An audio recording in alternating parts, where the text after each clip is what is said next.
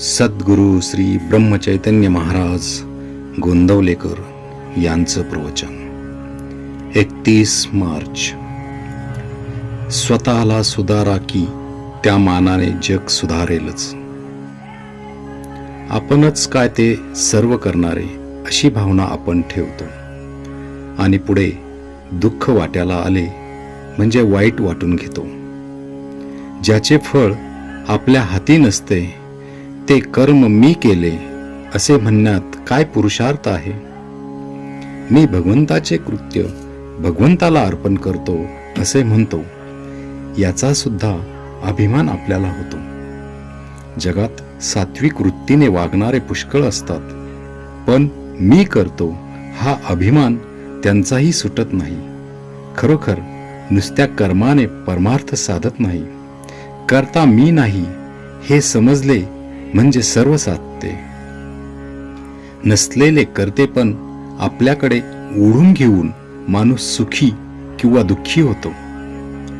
ज्याच्याकडे करते पण आहे त्याला ते देऊन आपण सुख दुःखातीत राहावे. खोलीतल्या खोलीत जो सुख मानून घेतो तो कैदी खरा सुखात असेल असे आपल्याला वाटते. देहाच्या पलीकडे काही नाही असे मानू लागतो आणि विषयातच सुख पाहू लागलो तर त्या कैद्याप्रमाणेच नाही का? पण त्याच्या पलीकडे काही आहे हे त्याला समजले नाही तोपर्यंतच हे सुख वाटेल. एकदा का बाहेरची हवा कैद्याला लागली म्हणजे तो नाही म्हणणार कैदीपणाच चांगला आहे.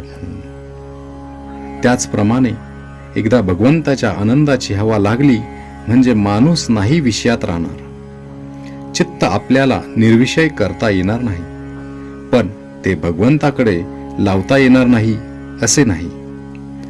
बुजार घोड्याला जसे चुचकारून घेतात तसे मनाला करावे. वृत्ती जिथे पालटायला लागते तिथे सावध राहावे. भगवंताचे स्मरण चुकले की काहीतरी अवघड वाटायला हवे. आज नको वाटणारे नामस्मरण बळजबरीने करावे म्हणजे हवेसे वाटणारे विषय जातात.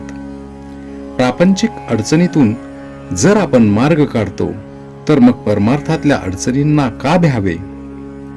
जर आज आपल्याला विवेकाने सुखी राहता आले नाही तर आपल्याला सुख कधीच मिळणार नाही.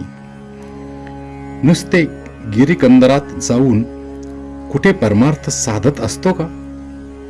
तसे असते तर तो माकडांनाही साधला असता. खालच्या प्राण्यांना आपले विकार आवरण्याचा विचार नसतो, पण मनुष्याला चांगले वाईट कळते. त्याला सारासार विचार करण्याची शक्ती आहे. ही त्याच्यावर भगवंताची कृपाच आहे. जग सुधारण्याच्या नादी आपण लागू नये. त्या कामासाठी लोक जन्माला यावे लागतात. अगदी आपला मुलगा जरी झाला तरी त्याला योग्य ते सांगून पहावे, पण मी त्याला सुधारीनच हा भ्रम नसावा. स्वतःला सुधारा की त्या मानाने जग सुधारेलच. कर्तव्य म्हणून वकील जसा भांडतो त्याप्रमाणे कर्तव्य म्हणून प्रामाणिकपणाने आपण प्रपंच करावा. त्यामध्ये भगवंताला विसरू नये. श्रीराम जय राम जय जय राम.